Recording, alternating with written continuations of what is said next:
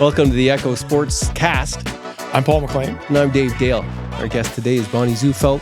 She's got a long history in North Bay with sports. We're going to talk mostly about billiards, the popularity of it, and what you're doing at the Partners Billiards. But we're also going to touch your fastball connections and your history here in North Bay, playing fastball as a competitive person, and some of the research you did about the city's history of fastball. So welcome, Bonnie. Yeah, thank you very much. Happy to be here. Great to have you.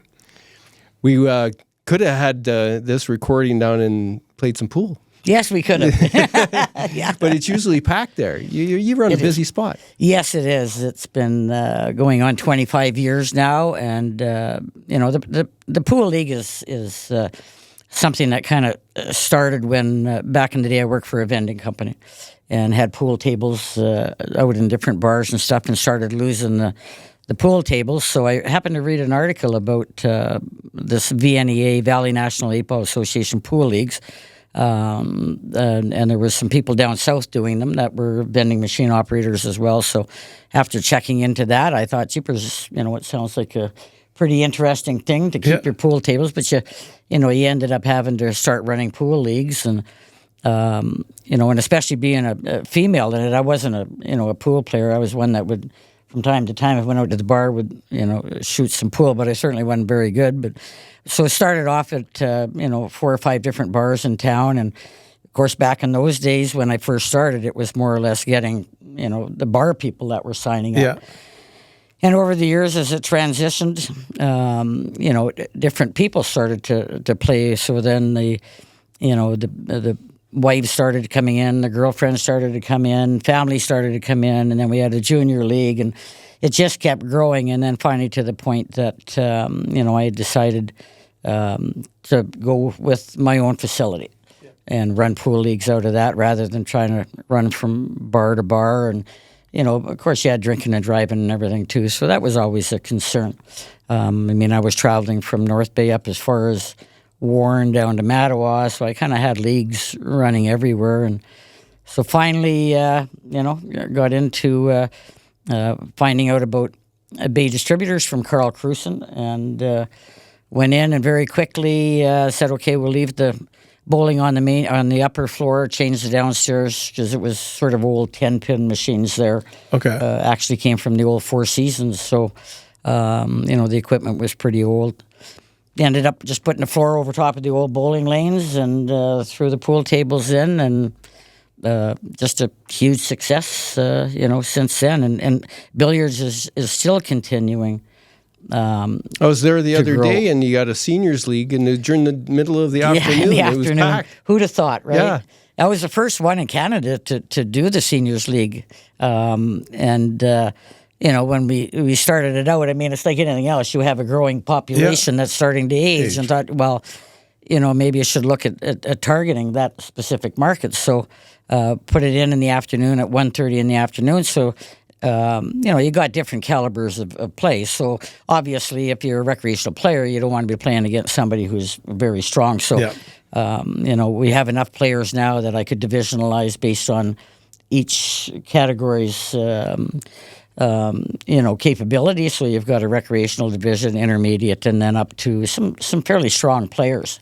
So do you have a handicapping system of some sort? Yeah. It's funny you should say that, because there's a company, some guys in Rouyn-Noranda that for their own sort of in-house started a program for running pool leagues, and then they had come to see me, and I thought, oh yeah, here's another one of these things that, there's going to be the perfect one.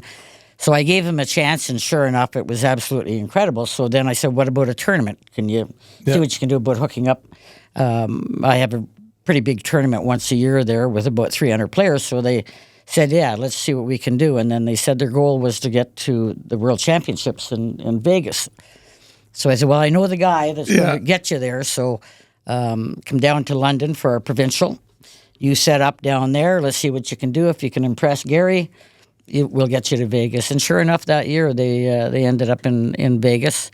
And these are coming from Rouyn, and now they're doing all the major world tournaments and everything else. These guys have just set the Oh, no kidding. pool leagues on fire, and they've all quit their jobs and are working for the company now, winning award after award. But what they've done to the pool industry has been absolutely amazing, because before it was kind of, a human thing. We'd have a committee together and we'd decide what ranking you should be or what ranking you should be.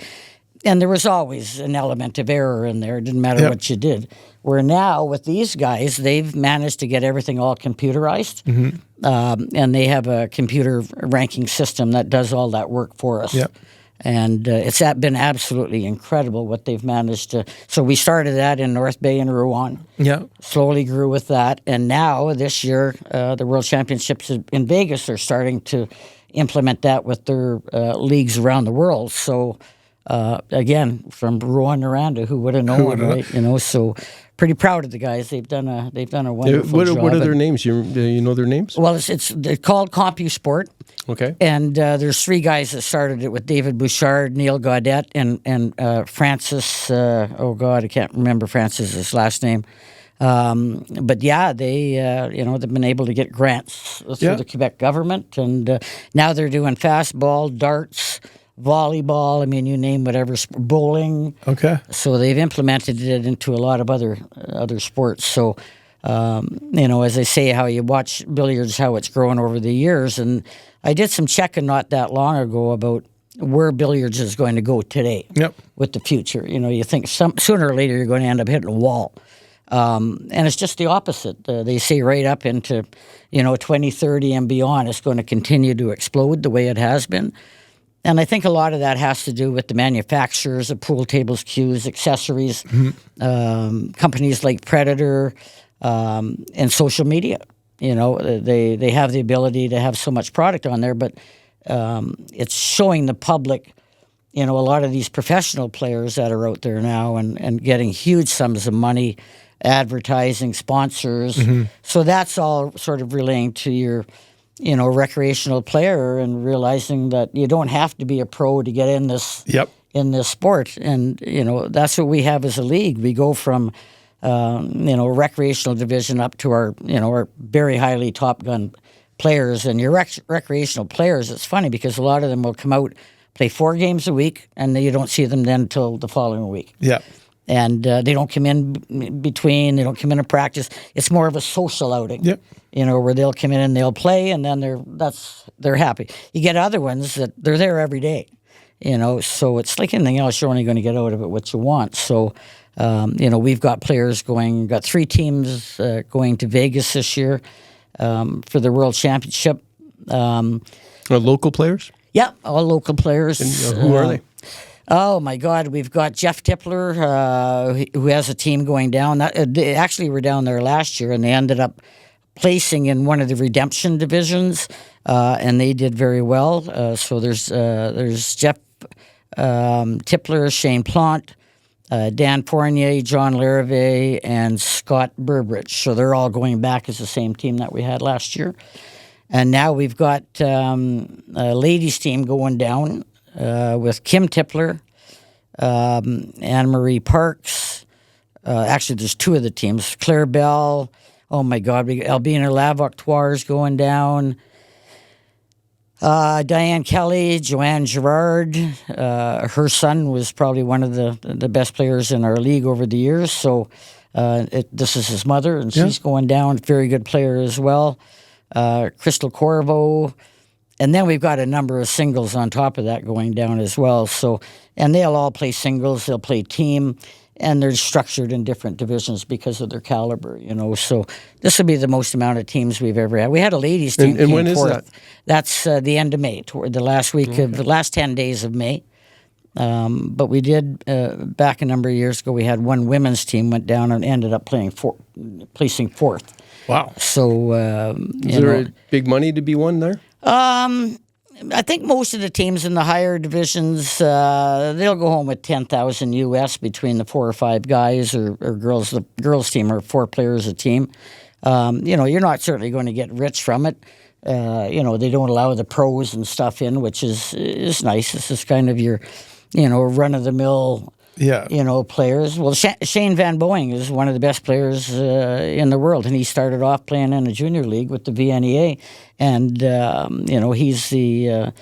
he's sponsored by the VNEA, and I know one of the awards that I won down there was, it was the first opportunity I had to get to meet Shane, and he doesn't hear. And this guy, to watch him play on TV, I mean, he's absolutely amazing. So, and again, it's that exposure, right? Yeah. That's getting out there. And, I think of the one guy that plays Bill Moran, and he started out last year and didn't play, and now he's getting into it. He's practicing daily. He's in there constantly, and you can really see the improvement from him.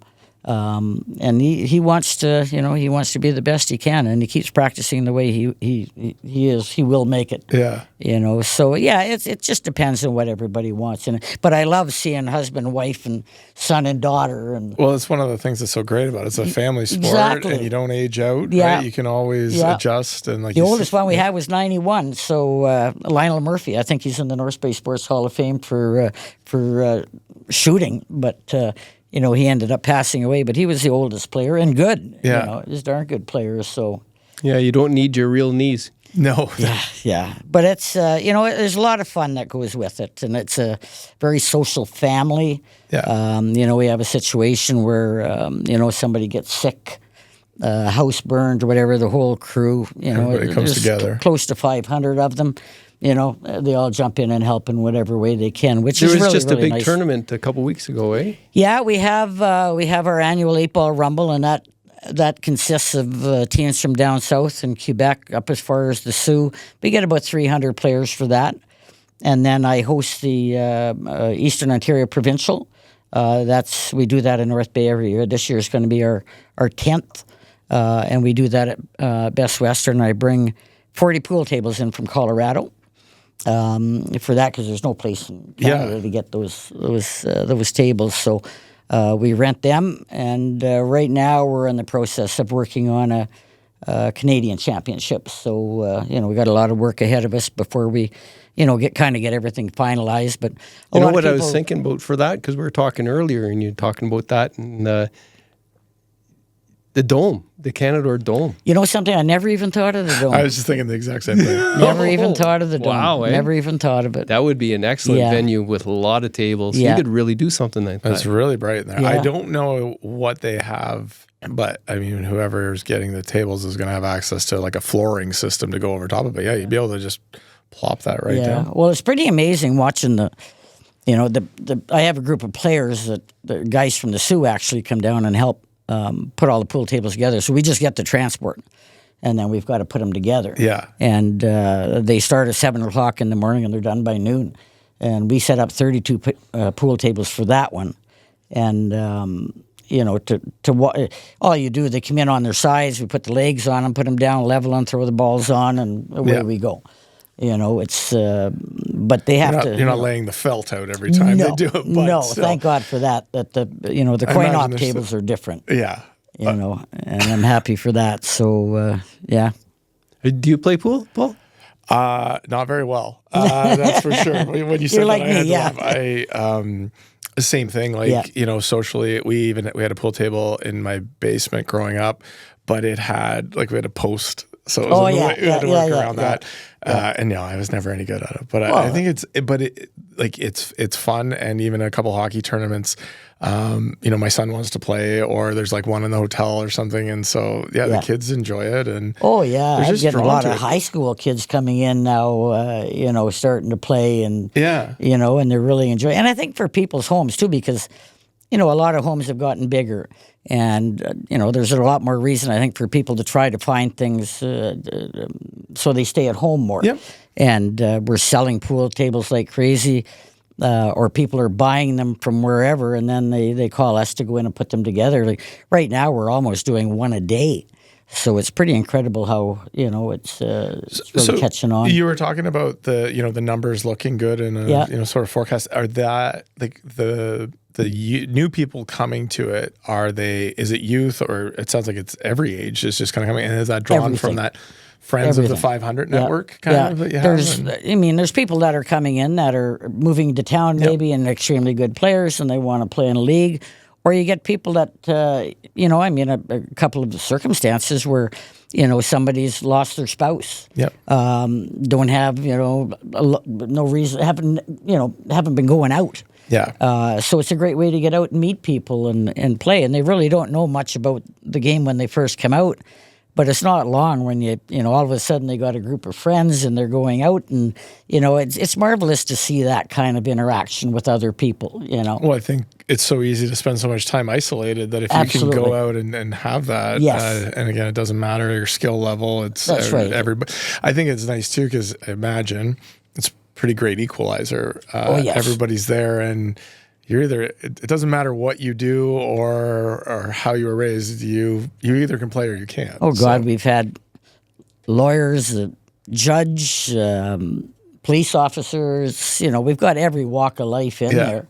And, and it doesn't matter, where they stand. It's the smiles and the laughter and, we never knew that there was something like this. Yeah.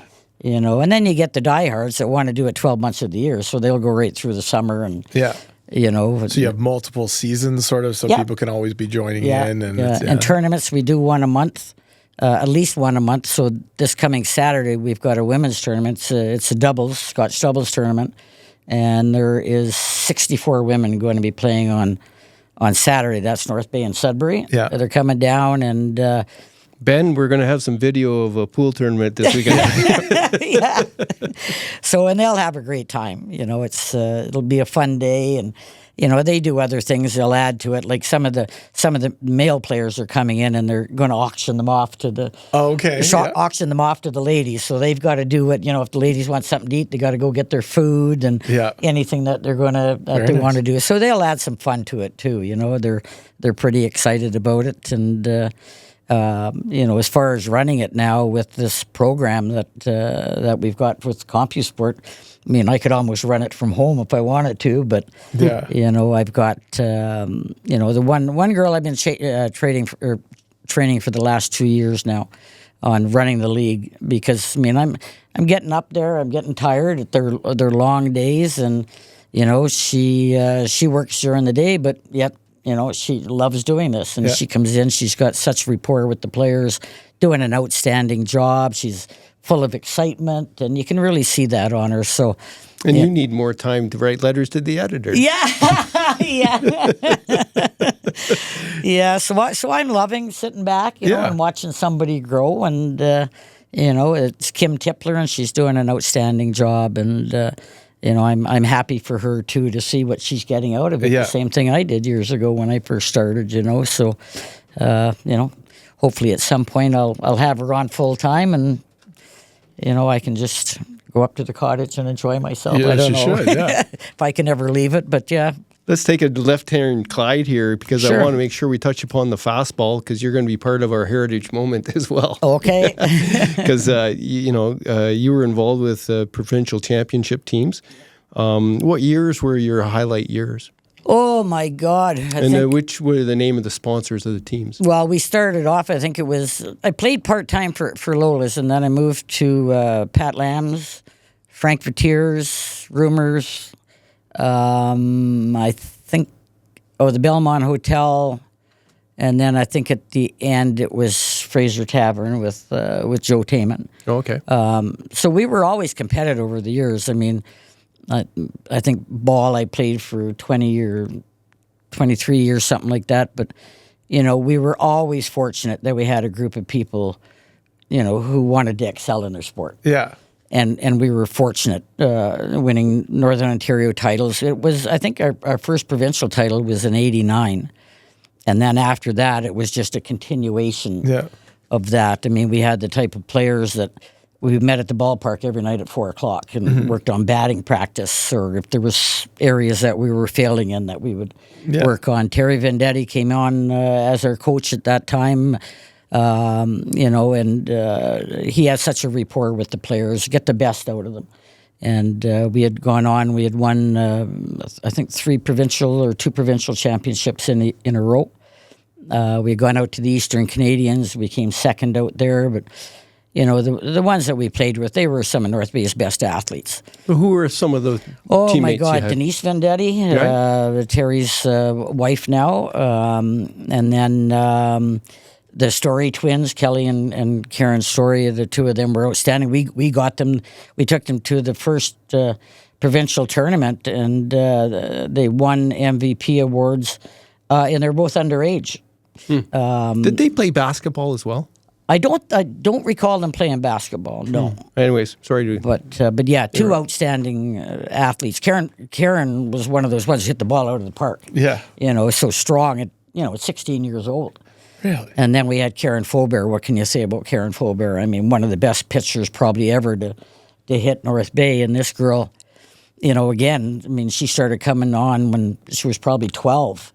When I first kind of took her under my wing, and she progressed to the point that she'd go away to these tournaments, and I'd call for a change up or a rise or a drop ball. She was the only female I knew that could do that, make that happen, and she'd put it exactly where you wanted it. I remember the one provincials we were at. The batter comes in and Karen threw the ball, and the batter stepped back out of the box and said to her bench. You can read Spalding as it's coming across the plate because the ball just didn't move. It just did one of those going on. But, oh, my God, Lori Barber, there was just so many of them that, you see them come and go. Cheryl Vandenberg, she was another one. Patty Chamberlain. They had quite a league here. Oh, for ladies fastball. Well, here's what's funny, because we had all retired, and that was it. I think the last year the club was going was in 91, and then there was another young team coming up through the ranks at that time. We were a good team, well coached, and they after many years of retirement, they decided that maybe it'd be a good idea to have an exhibition game. So we brought our players in, and some were from Timmins and down south, and so we brought them all together, got out the old uniforms. Of course, everything's really tight, right? Oh, because everything exactly. And we got out there. They scored a couple of runs in the beginning, and then all hell broke loose. Yeah. I mean, it was just ping, ping, ping. The ball was just going everywhere, and we're diving and sliding in, cutting our arms, and like as if it didn't mean anything, It meant something. One of those, and we ended up slaughtering them, I think, by, 10-2 or 12-2, something like that. And to watch the old girls, they still had it. Yeah. Even after 10 years or whatever, or longer. Bragging rights for sure. Yeah, but to see they still had that, competitive drive. Well, it's good for the younger team too to sort of see and it was understand. Like, that's what it takes. I guess we're not the cream of the crop still, eh? So where would everyone who would have come and joined that team, would they have just been somebody that played catch on the street? Like was there a minor baseball? Was there a youth? Minor baseball started, a number of years later, and of course that's how we got the twins. Because they were playing in minor ball, and we kind of talked them into coming because we knew that they had a heck of a future. Karen was third base, and Kelly was out in center field. So we managed to get them from them. But other ones is just people you hear of. We got some out of slow pitch, but you kind of know through your friends. Yeah, who's had some some ability, and some of them were our own sort of homegrown. How many teams were in that loop for the ladies fastball? Oh, it pretty much went from 6 to 8 teams annually that ended up signing up. And then the problem, I think, with it, slow pitch came along. The hardest thing with fastball is having the ability to have a good pitcher. Yes. Because without a pitcher, it's pretty much game over. Mm-hmm. So, we had Karen Faubert, which, people just couldn't touch her. Yeah. And made it hard. And then, as a team, it was hard to get up for those games. Yep. So that's why we had to practice so much. Mm-hmm. Because we didn't get a lot of fielding because they couldn't hit weren't Karen. Hitting the ball, yeah. That's right. So, that kind of made it difficult, but it was good for the other teams. They got to face people like Karen, but you didn't get a whole lot of them. Nancy Sauvé was another one. A good pitcher came along, but she ended up with back problem that kind of took her out of it, so she couldn't do it anymore. Denise Vendetti or Lafleur, she came from Montreal. And they started asking around too. How do you get in if they played fastball in different areas? So we were fortunate, but again, we had to have that one person that had the same kind of thinking we did. Yeah. And when we traveled. We rented a van. We were all together. Weekends, we'd go to somebody's cottage. We'd all be together, and that's I can remember our last provincial championship. I think we were down in Stouffville then, and we were losing. And Terry, he had a big speech with us before the game, and said there's not often that you have an opportunity to go out and win something with your friends. Yep. I mean, that's basically what it was, and I can remember him calling us out to the mound because we made some stupid mistakes. And he came out to the mound, and I remember him telling us, Jesus Christ, what did I just finish telling you guys? We all kind of looked at each other and put our head down because we didn't listen to what he had said, right?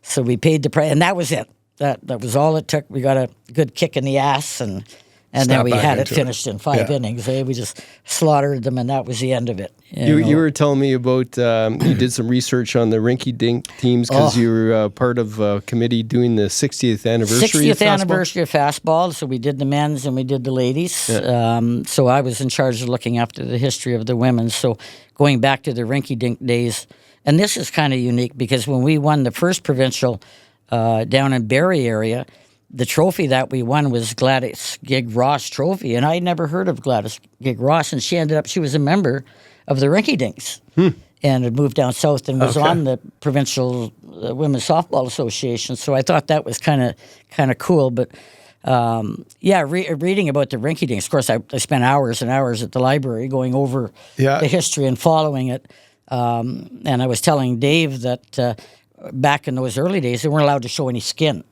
So they played, and everything had to be in long sleeves or pants or whatever, and they didn't use gloves. Everything was bare hand. It was a cloth for bases, and they had one ball for the whole season. And if the seams started to fall apart, they just sew it back up.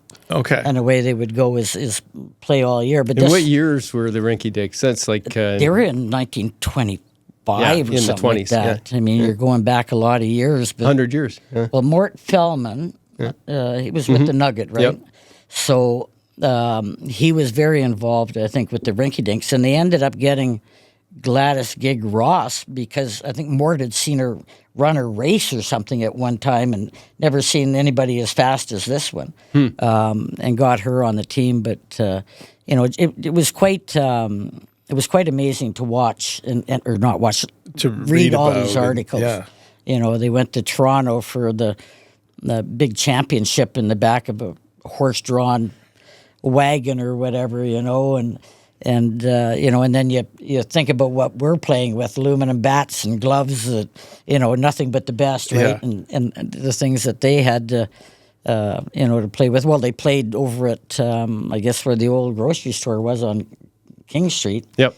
It used to be a ball field in there, but they would get hundreds and hundreds of people. Yeah. Come out, and in between games, they would do races, like entertainment for the crowd, right? Yeah. So definitely something different. But I got to meet some of the players before they passed away on that. But it's quite the history, and so Rinky Dinks was very famous. Yeah. So the 60th anniversary of that would have been in the 80s, I think, right? Oh, if they were playing in the 20s. I'm sure it was around there. Sal Setchell and I worked on putting that together, and then Ron Duffy and some other ones were doing the ones from the men's side of it. But there was, the people that came back to North Bay for that 60th reunion was marvelous. People that I had heard of, like even a lot of the guys. Yeah. That had played over the years. The women's GMFA and the guys' GMFA were close. We used to watch their games and vice versa. And I certainly remember a lot of the a lot of the names of guys that have played back then, and we talked about Brian Waters and Ikey Bean, Ron Duffy, one of the, the best coaches out there, Don Grierson. There were so many fantastic but the city's, ball roots go deep in the long. Yes, sure. Absolutely. Yeah, it was a big deal. Right? Yeah. Nice social way. I mean, back to that idea of getting out of the house. Well, the whole community would come for a fastball game, right? Yeah. And stick around and watch after and support. And I imagine going down to Toronto too, like there's pictures in the gardens of some hockey team, like a Trappers team in the 20s, and there's 50, 60 people that rode the train down, and they're all posed for a picture and stuff. I think of that, and then I think about what I do on a weekend with my kids. Like they wouldn't I can barely understand it, let alone for them to understand what went into playing back then. And I have to think too, like for a female baseball team in the 20s to play like that. Yeah, imagine, eh? And they won, I guess it was the world title, because they ended up, I think it was a team against a team from Chicago. I think they ended up playing in the final. That. But I mean, there was hundreds and hundreds of people in some of them I got to see some of the pictures. Right? Yeah. And I just couldn't understand so many people there to watch this. We were lucky, I think, to get 30 or 40 people out for the game. Yeah. Except for the one we did the reunion against the younger ball team. That one was a lot of people come out to watch that. I was going to have lots of their family and stuff. It's coming like now, you can't go to a practice and there's grandparents watching now. We definitely get the crowds again. But it's a tough sport because of the fact that, number one, you got to have good pitching. Number two, you have to be committed to be out there a lot and a lot of practice, where a lot of people just don't want to commit that time anymore. So those individuals nowadays are hard to find. Which is I'm sure it's taken a hit on all sports. Well, there's so many different sports to choose from too. Absolutely, and social media I think has taken away a lot of stuff. Where people are just spending so much time with cell phones and computers and everything. It's hard to get them out and.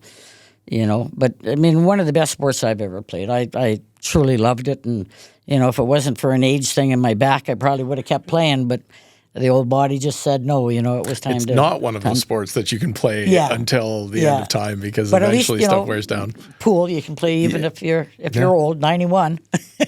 So how did you get started in playing fastball? I think I was 18 when I started with that one. We were just.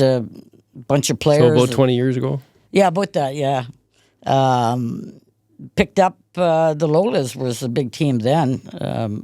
Them and Wright's Blocks, I think it was. Mark Stevens was playing back then and some other ones. But I ended up going and playing for that team. We had our own little ball team.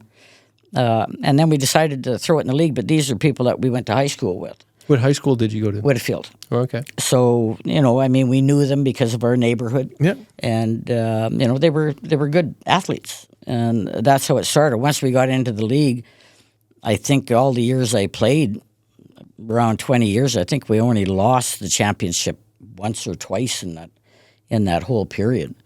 So, the team was... stacked. Yeah. Yeah. Yeah. It was definitely... but that's... Some of those teams must have hated you guys. Yeah. And we were gone all the time, too. Once we got into the tournament mode, we'd try to go away as often as we can, because that's...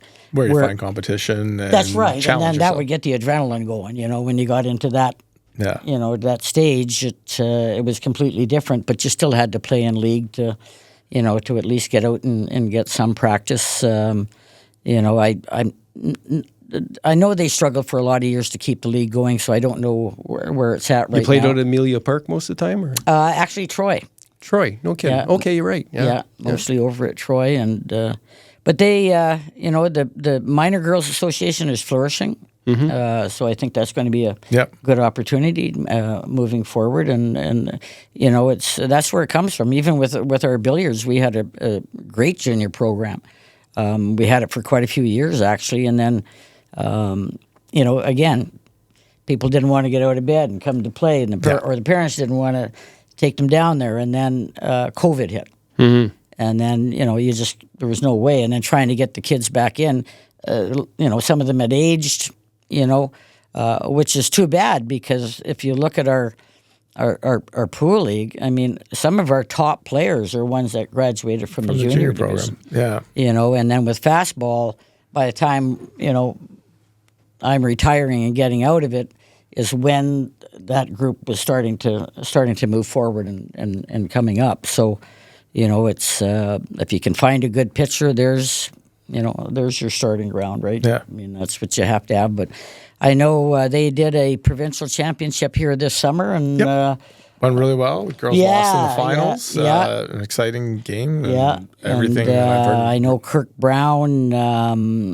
He's one of our pool players, matter of fact, but he is getting them into the Dome and doing some work there. So I'm going to go up and give them a hand with some little bit of stuff up there. Kirk had asked me about it, and love to go out and help see kids the next whenever we can. Crop of kids that are coming out. Yeah, exactly. So you want to keep the sport going. You know?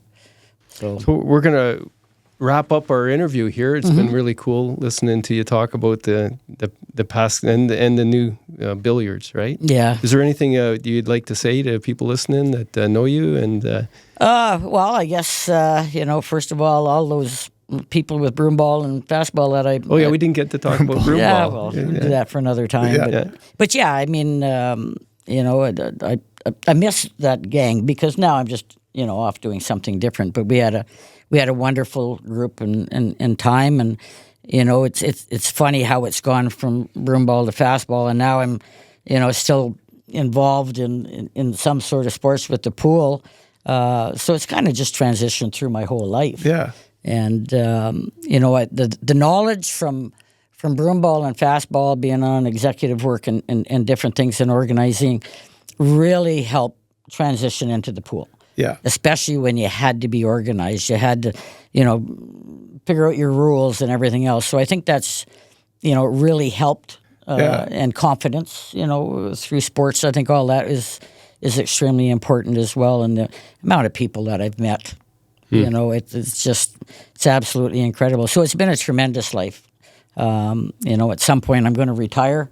And, I have a lot of great memories to look back on and the people that I've played with. And, if anybody has kids that they want to get in sport, which sport it is, get them off the street and, get them in. It's certainly done wonders for my life. And I wouldn't trade it for anything. Well, I love billiards myself. There, I grew up in a house. We had a snooker table in grades 4 and 5. In your house? Yeah, yeah. So it was in a sort of converted garage that was sort of in the house, right?